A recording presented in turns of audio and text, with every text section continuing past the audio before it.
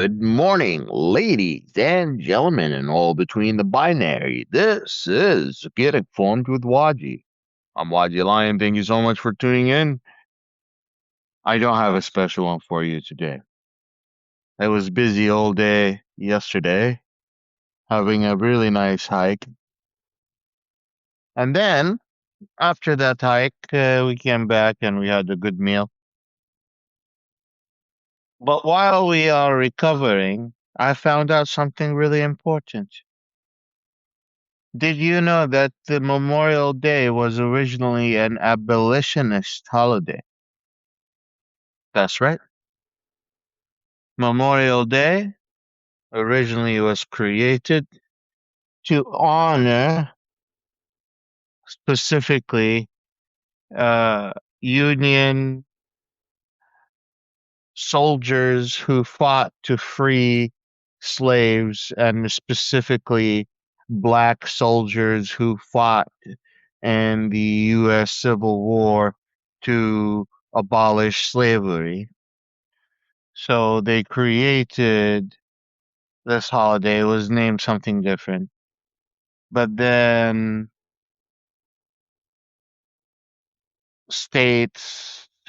Confederate states ended up deciding it was Declaration Day. Uh, States who are from the Confederates decided to have their um, on Memorial Day to honor their soldiers who fought to keep slavery. And, that brought me to another topic that I have touched on, yesterday. A lot of people are confused when you tell them Civil War was racist, but it was also economic. It's also classist. Many soldiers who fought for the Confederates as white soldiers were poor, were not owners of property, and barely were getting by. But here's the kicker: they did not want to be compared economically to black people, specifically, especially that black people would be just coming off from being slave to free humans that would put them on par with the rest of black people. And then that was one of the main factors that pushed people, which is fear, economic fear, right? Which pushed people toward fighting a war, a civil war.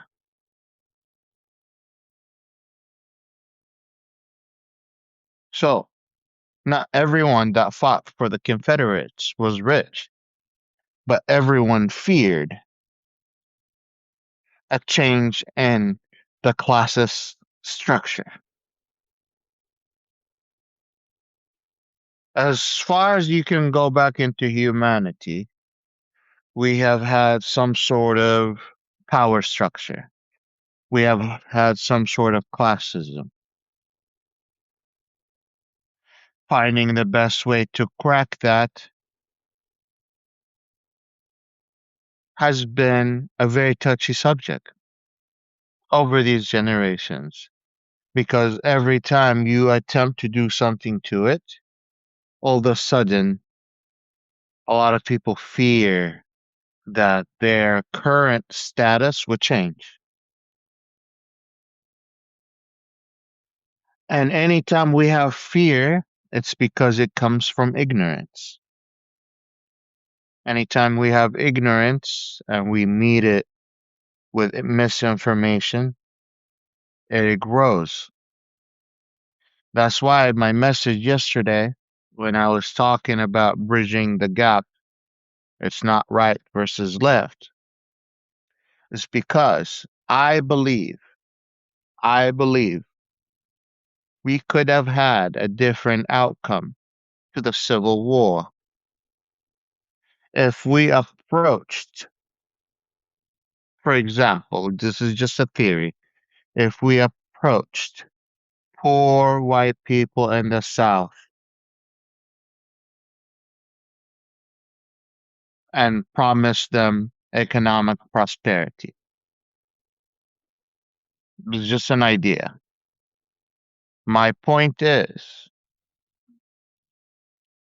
that racism can be broken with knowledge. And if you are been taught that you are superior to the other race, and if you are taught that if the other race gets their freedom, your economic prosperity is going to go away, all of a sudden you're going to look at each other as enemies. All of a sudden you're going to degrade one another. All of a sudden you're going to see the other side as worthless and worth killing. Now you have a war. I continue to hear people saying we're so close to a civil war because of how polarized our economy and how polarized our people are. Yes, we are polarized. Our economy is divided. Our people are divided. We are focused on a culture war. Someone was saying, your idea does not talk about pedophiles. It doesn't talk about sexual offenders. It doesn't talk about criminals. It does. All of these people need to go get some sort of rehab. All of these people need to go get help. All of these people need to go get charged. All of these people need to go get held responsible. Yes, that's absolutely correct. I never said anything about that. All I said is that there's a disconnect between you and the other side because what you're demanding, and if you listen generally to what the other side is demanding, isn't that much of a difference. What do you mean, Wajeeh? Put aside Trump's disgusting crimes. The people that voted for Trump voted for him on the promise that he would be releasing all the files unredacted regarding the Epstein crimes and the Epstein files. Meaning, people who have been voting very conservatively are trying to fight human trafficking and are trying to fight pedophilia. You just don't have connection with them. You just haven't figured out the common language barrier that you have between each other. That is something that you can both work on with each other. What I also said is if you didn't notice, a lot of people who voted for Bernie Sanders when the Democrats let him down and let the working class down, they all went and voted for Trump. Tell me I'm wrong.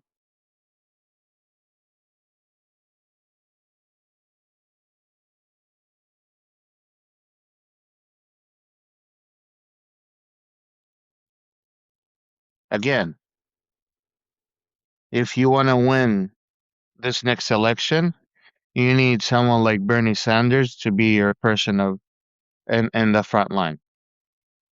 Why Bernie Sanders win? One, he's against the corrupt elite. He's against corporate greed, and his message hasn't changed since the first day he ran for office. And he has never accepted money from corporations like that. And when he ever ran a campaign, it was always for empowering us rather than empowering companies. So he gained people's trust. He's a populist. He's a populist. Many people fear that he would lose a presidential election because he's so opinionated, but it is that exactly that's what's going to get him elected. And that is exactly what made us lose.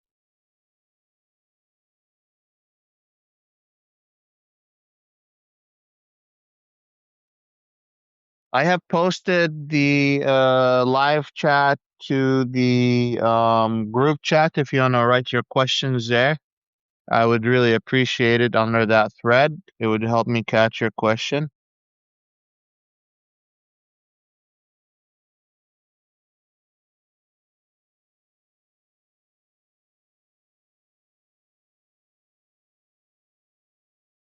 Can I explain to you the each of the states? I will write you an article about that because that way it is much easier to explain than it is to do it on a diagram, draw it for you, write it in an article, give you a brief explanation for each of them. So let me put in some thought to it, and I will write you an article about the GCC. But most of the GCC nations right now are in a neutral standing with the United States, especially with its actions at the moment. Toward Israel, the United Arab Emirates has a very positive relationship with Israel.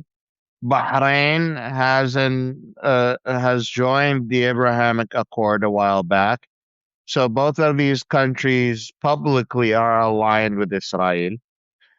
Um, all of the Gulf states have some sort of back channel talks with Israel or back channel connections with Israel, especially that they're all dependent on Israeli technologies and Israeli intelligence to achieve their goal. Yesterday, I talked a lot about Pegasus. I talked a lot about how countries in like Arab or Muslim countries would go to a country like Israel and pay them millions and millions of dollars to hack a phone like mine so they can keep track of what I do, where I'm going, who I'm talking to. And Pegasus is a software that would allow them to hack you without a link, without you doing anything stupid, and it would give them access to everything that your phone is doing. It's a very expensive software, very, very expensive, yet it's very important to them. And yet they have also used these back door contacts to fight against terrorism and fight against anything that would threaten these national security of any of these countries.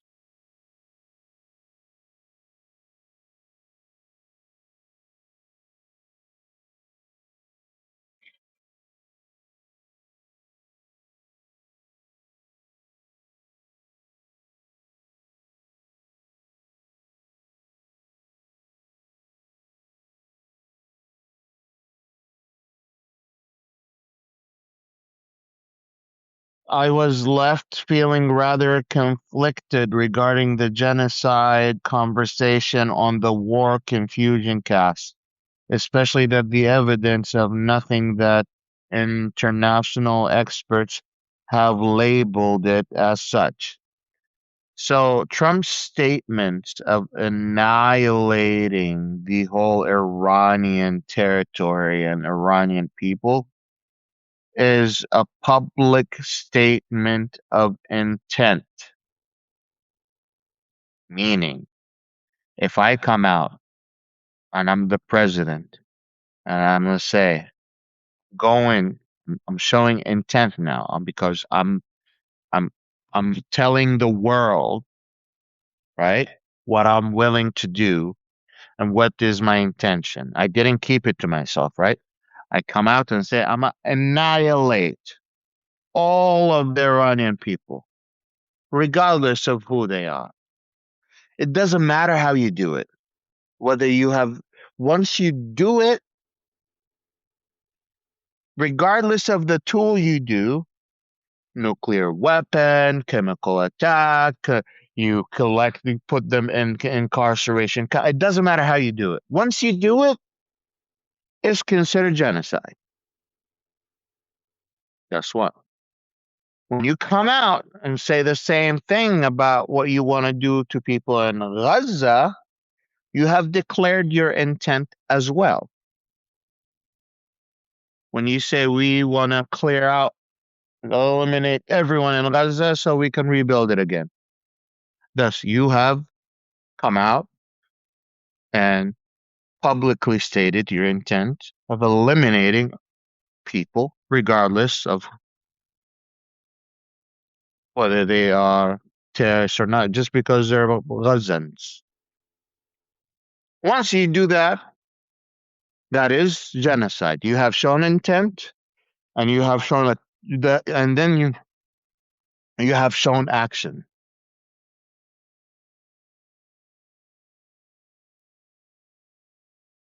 Now,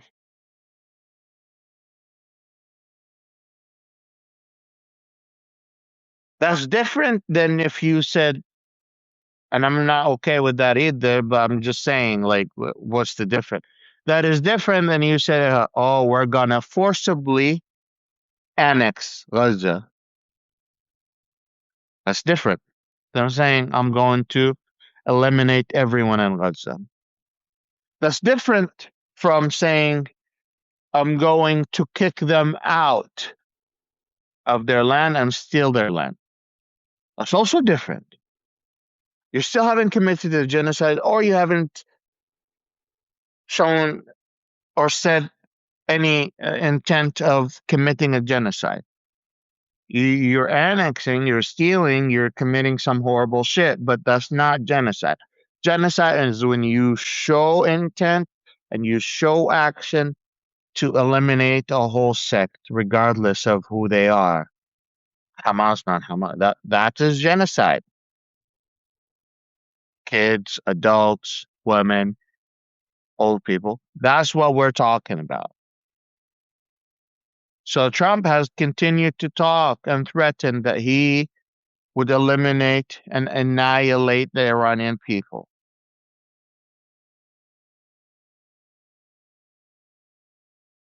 He already expressed that intent. That's intention. We already know that he's ready to do that.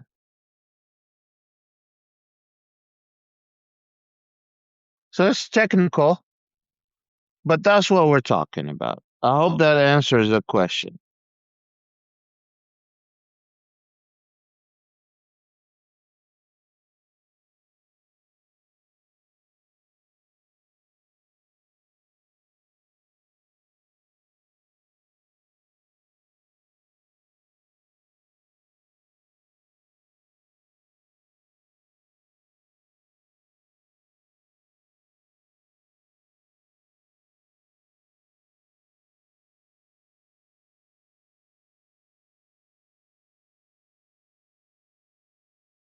Teresa is saying regarding our Civil War conversation, slavery was prevalent throughout the whole world.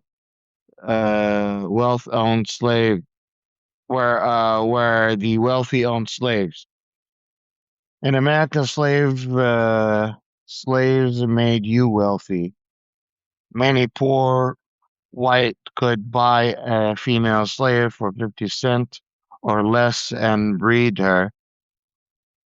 American slaves were a free workforce that made you wealthy as you fed them your food scraps.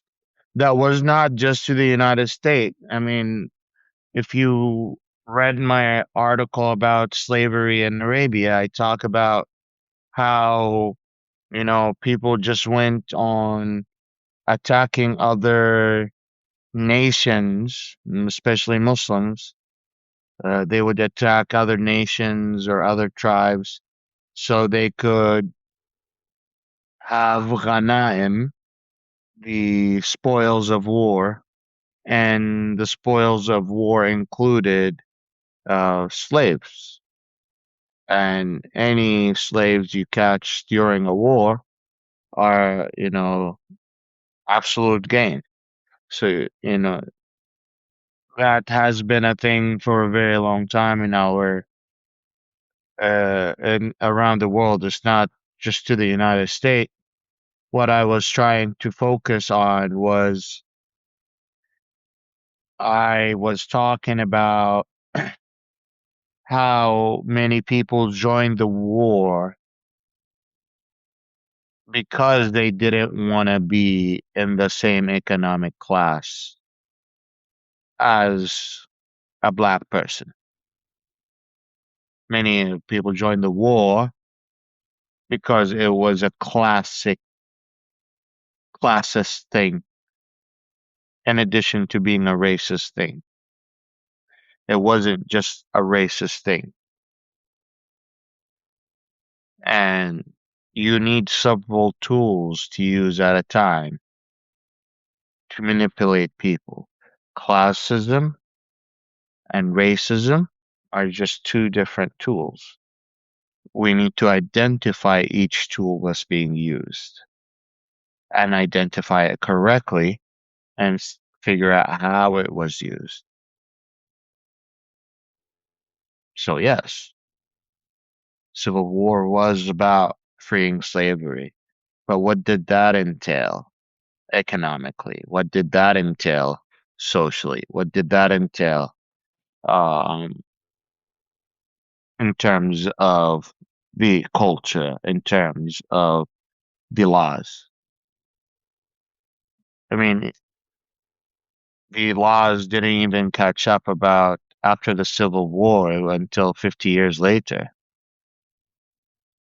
I mean, we fought the war, the Union won, slaves supposedly supposed to be free, but the laws and the Constitution didn't change years and decades later.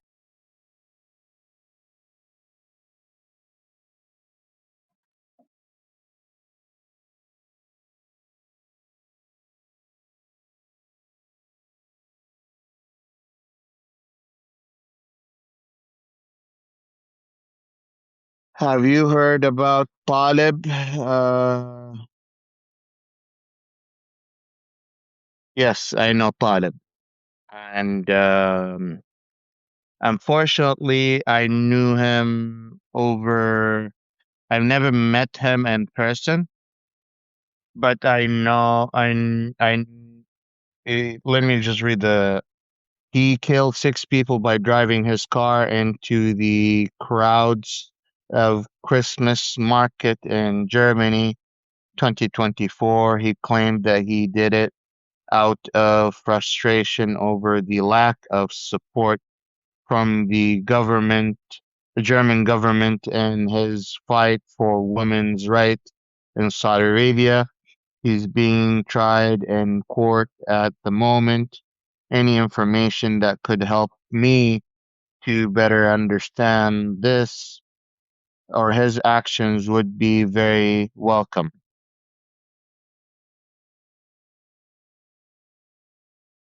When you're a very social person and you are a grassroots organizer, you start meeting with anyone and everyone that is wanting to fight for women's rights and minority communities in the Middle East. Um, So I met Talib on X a few years back, and it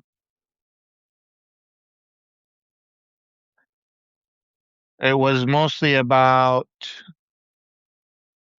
you know, Saudi oppression against minority communities like the LGBT community or the atheist community and so on and so forth.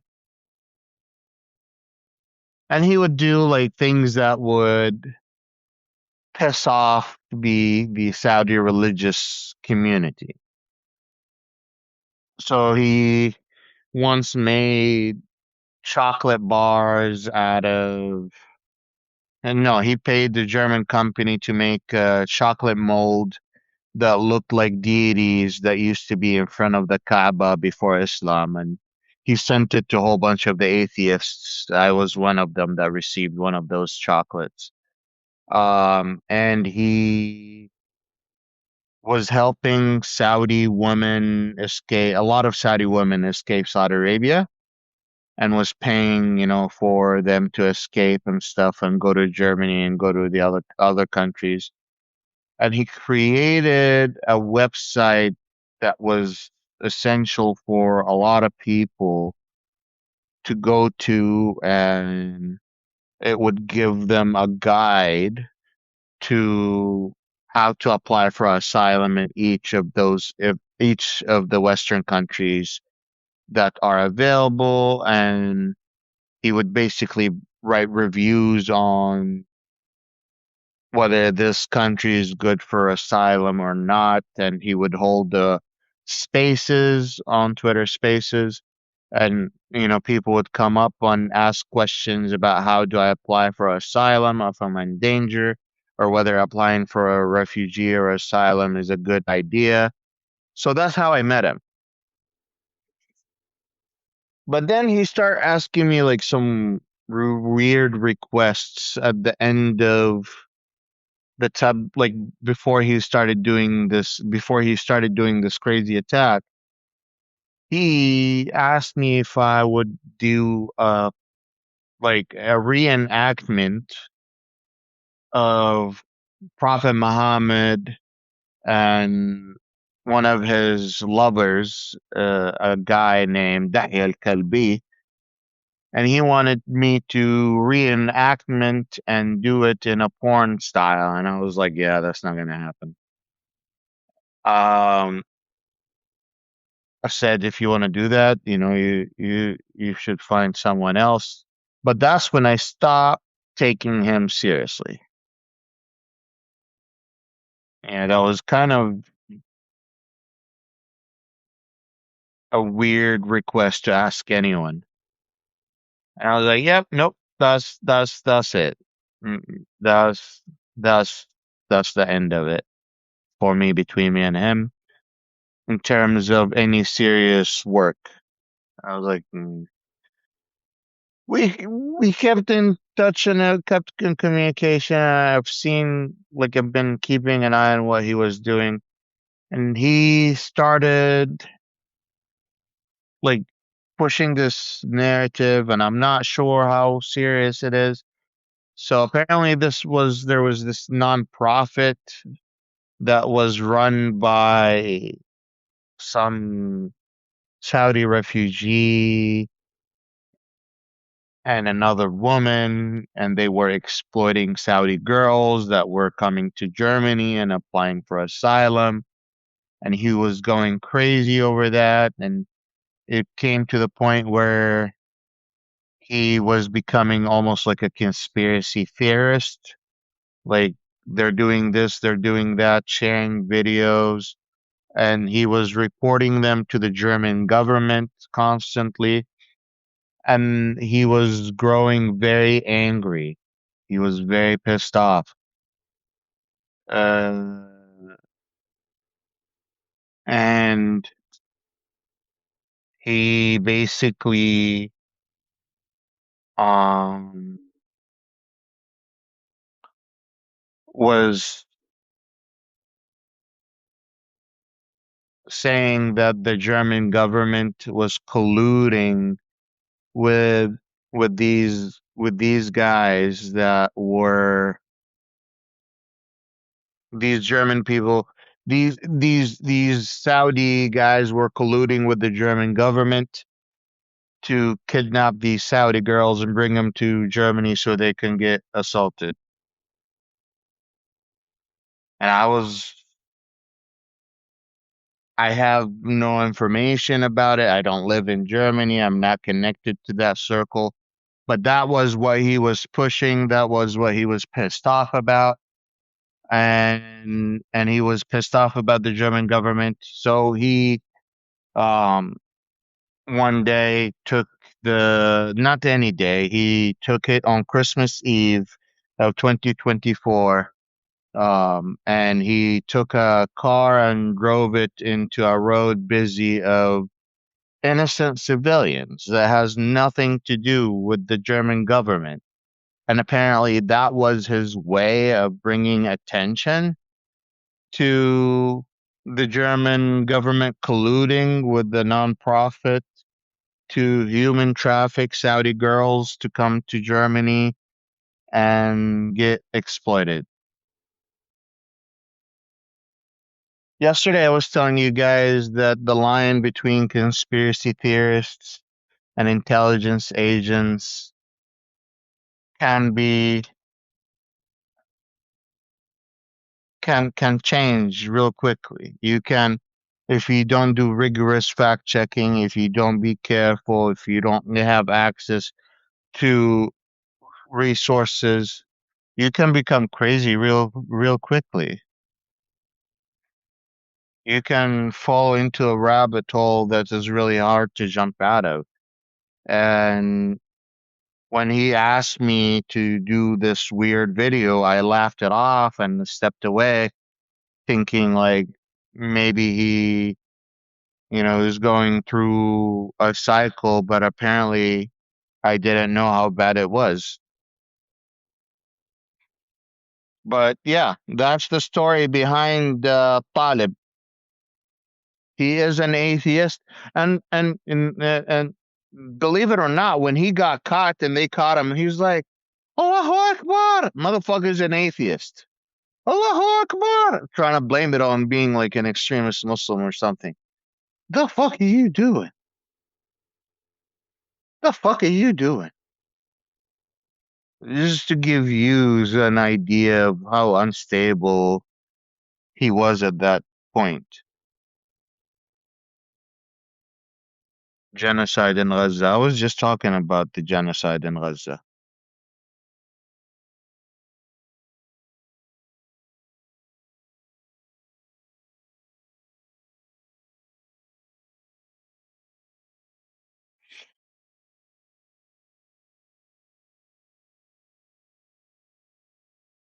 Thank you for coming in, Susan.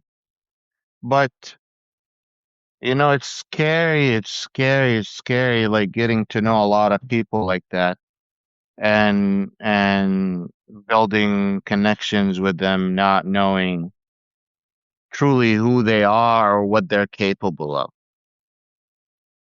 Because I would have not expected that coming from a Saudi atheist, right? But that's such a crazy, like, yeah, it's disgusting.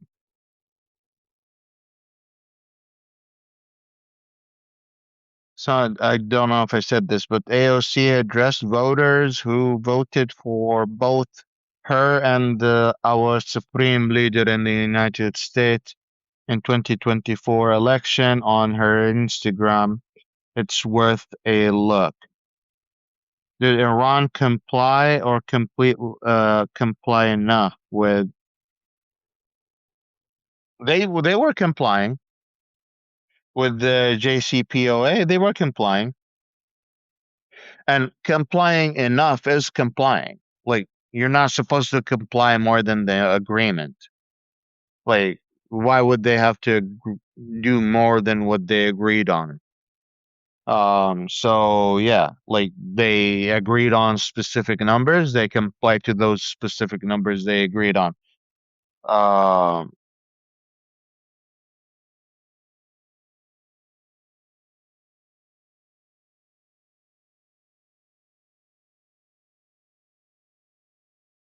The IAEA's second investigation into Iran's past nuclear activities began in 2018, and it focused on evidence suggests that Iran failed to declare all Tehran activities from pre. Okay, from pre 2003, that was even before Obama was in office and before we even signed a nuclear agreement with Iran. So that's total BS, right? Because the agreement happened while Obama was president.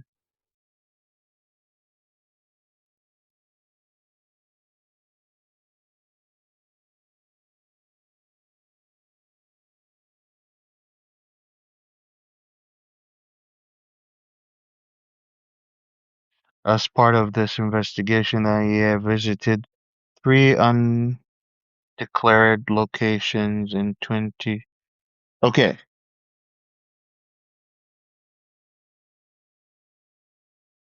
when.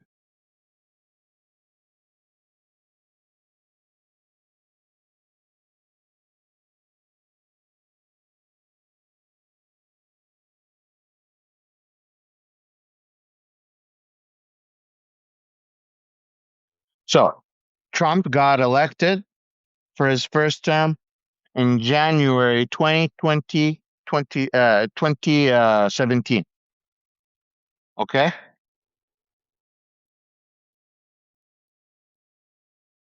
Three locations, 2019 to 2020.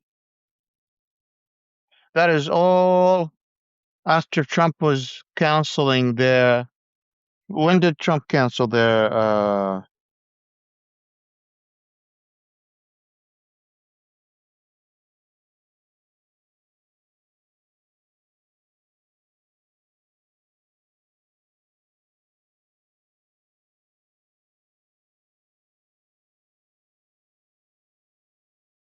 Okay.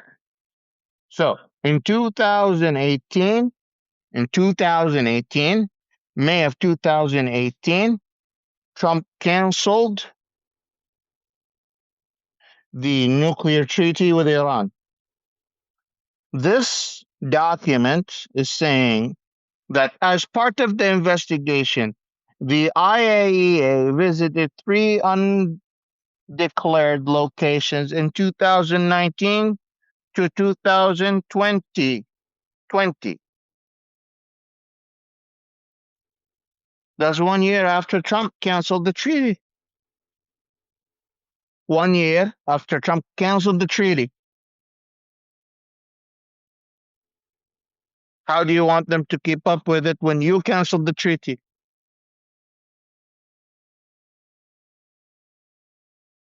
You don't make the mistakes and then get pissed off on it. You don't add more water to the mud and then tell me it's litter, it's real mud, you Wajeeh. I know you. I saw you add water to the mud.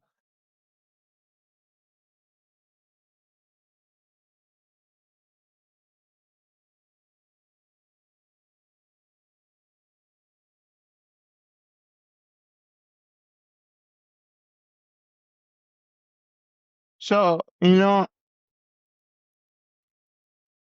it's really hard. It's really hard to believe what the Trump administration said. The legal term genocide referred to a certain acts committed within the intent to destroy and in a whole or part of a nation, etc. Racial or yeah.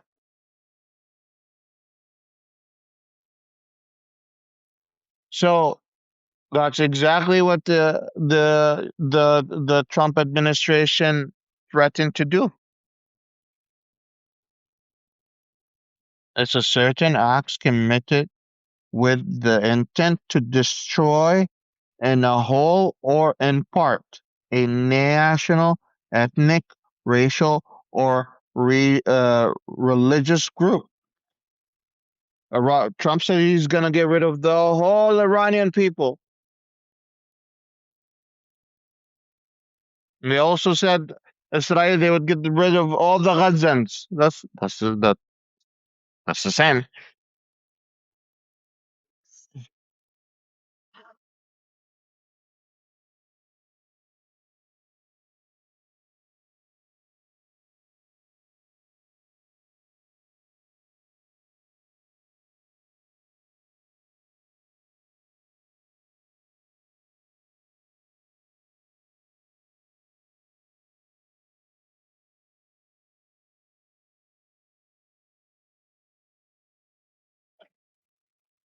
On the topic of civil war, you're absolutely right, Wajeeh.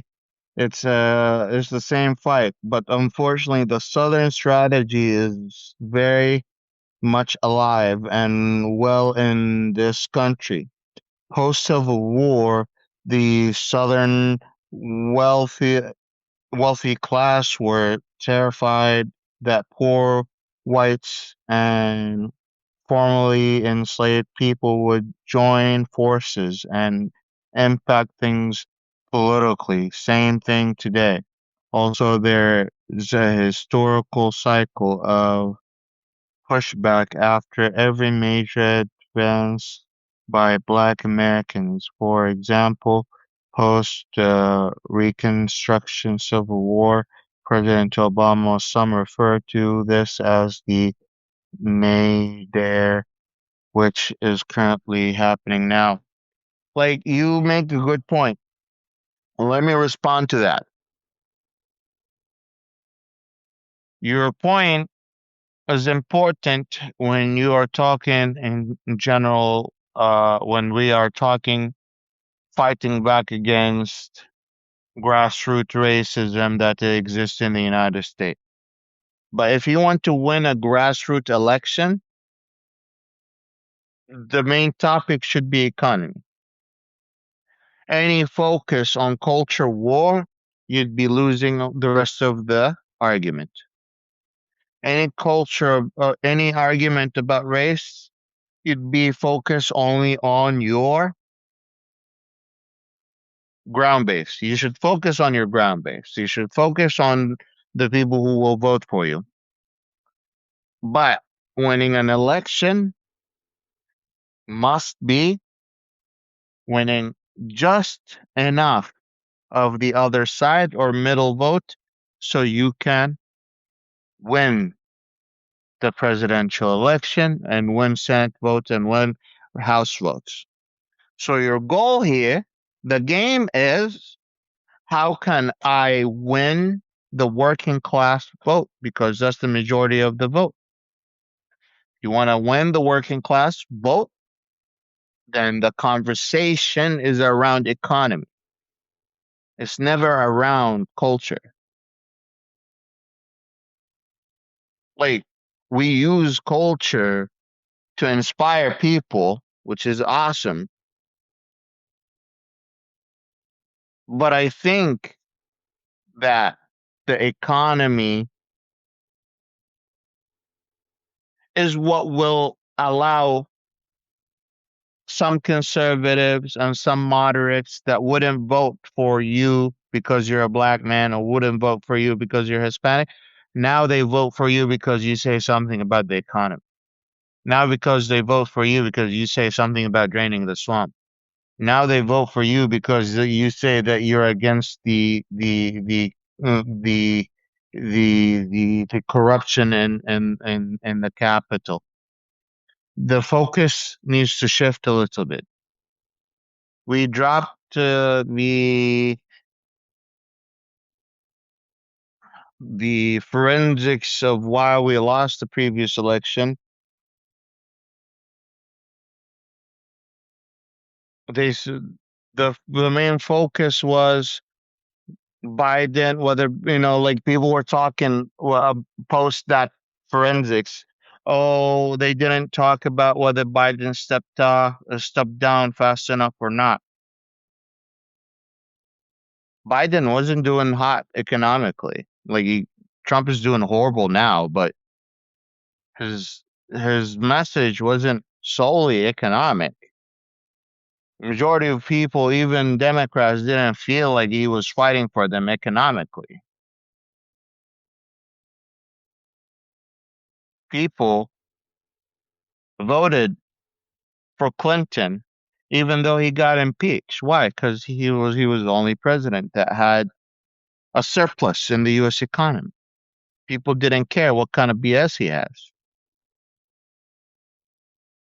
They want food on the table. You want to win the election, you win the economy. The racism, The conversation on culture war all needs to happen. Yes, all needs to be on the table, but it's not the main topic. Corruption is the main topic. Rich people taking over is the main topic. Top versus bottom is the main topic. If people feel that you continue to point them out and single them out and make them as the enemy, why would they vote for you?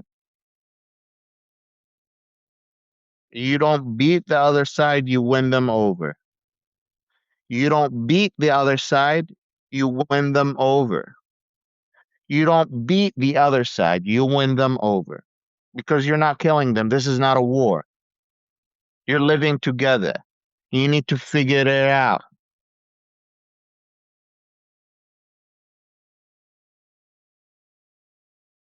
What time do you want the Zoom to start on Thursday morning? I was thinking to do it after the um do you guys so we were thinking about doing a Zoom call for everyone to join and talk about there's a lot of people that want to do community support and support one another and build a community with this. So we want this to happen and we want it to work and we want everyone to be welcome. I was thinking maybe to hold it in the morning right after the Q&A, right after the Warcast instead of the Q&A to give you guys an opportunity to join the call and talk and stuff. Or we can do it in the afternoon. So if I can get here, Zoom, is there a way? No.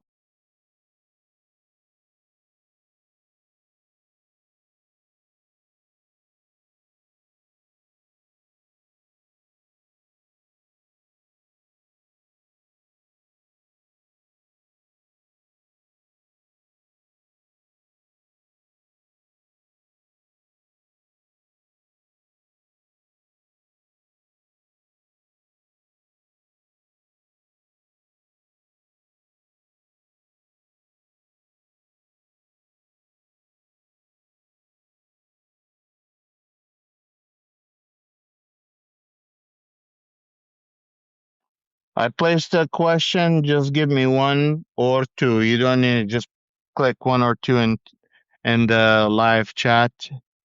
In the not in the live chat in the channel chat. Let me know what you guys think.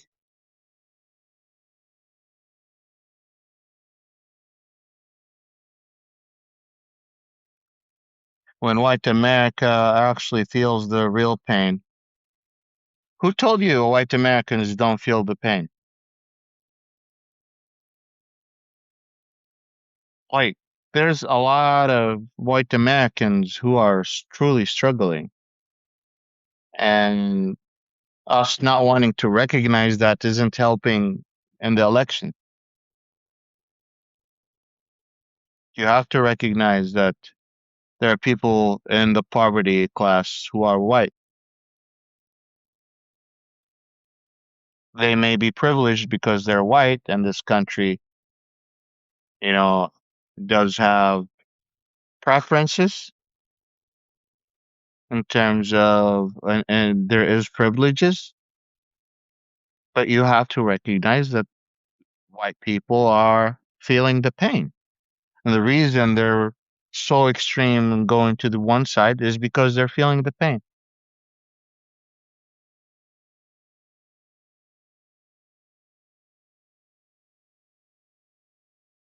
We need temporary tattoos. What do you mean you need temporary tattoos?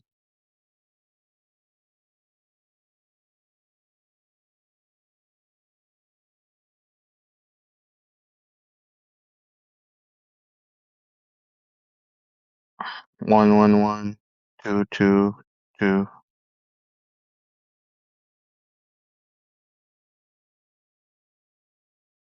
One, one, one. What is the number one?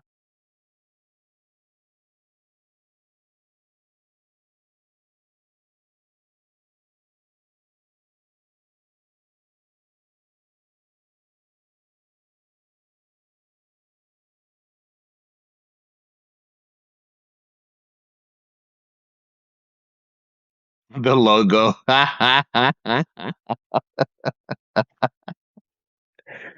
Oh my God.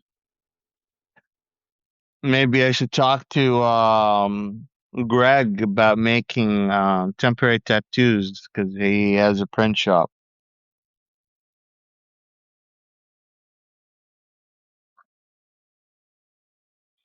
I'm getting a lot of ones.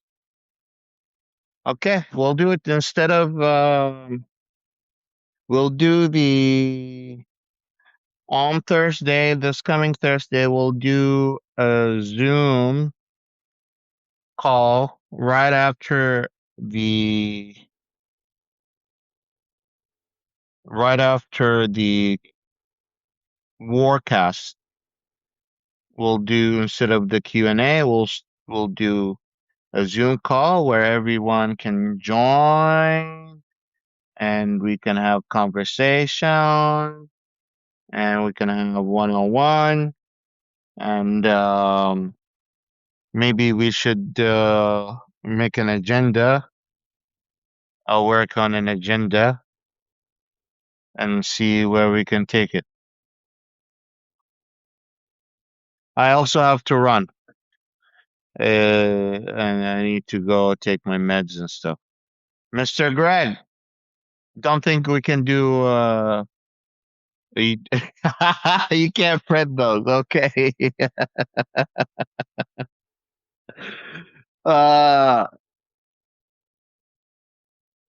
I don't know who does that. I need to look into it. Thank you so much everyone for tuning in. I appreciate your support. It's been an hour and I do need to run and take my meds and prepare for the rest of my day. Uh, I shared the list of previous articles I have written on my page. So I have listed that as essential reading for everyone. I strongly recommend you going there so you can have the essentials of and the basis of the information that you need so you don't feel like you're behind when we're talking about certain terminology or you don't feel like you're behind when we're talking about certain piece of history. uh, I'm still working on making more essential articles that you guys could use, but what I have now is almost like 6 7 chapters of reading for you, that you can go there and start reading. That type of information usually get charged a lot of money for. People usually pay top dollar to go to a college, university, and go and find someone who specializes in that type of study and learn and read 4 5 6 books. I'm working my We're working really hard to make sure that we collect that type of information, put it in a consumable article for you that you can easily digest and catch up to the Middle East. We're trying to make it easy. So take a minute, read what I have to say. If you like it, share it with your family and friends. I promise you'll learn something new if you read it. Now, while you're here, please like, subscribe, and share. Invite your friends to join us. If you're watching us on YouTube, you're watching a recording. Subscribe, drop a comment, click the like button, and if you find that bell icon, click on it so you can get the latest notifications on YouTube. Um, and then come to Substack and subscribe to us. We have an amazing community here on Substack. We have a community that is working actively to better one another and help each other learn from each other. It's kind of impressive how everyone here is very nice to each other, and it's very very encouraging. And hopefully, we see more people start seeing what we are talking about and understanding what we're talking about, so the message can reach in time to save our great nation. Much appreciate you guys for tuning in. Like I love to say, مع السلامة, bye bye بالإنجليزي, goodbye. I'll see you tomorrow. Don't be strangers, okay? Oh, and if you have requested to join our premium membership, I have already sent you a message. So go to your messages, see if I sent you a text message asking for your email.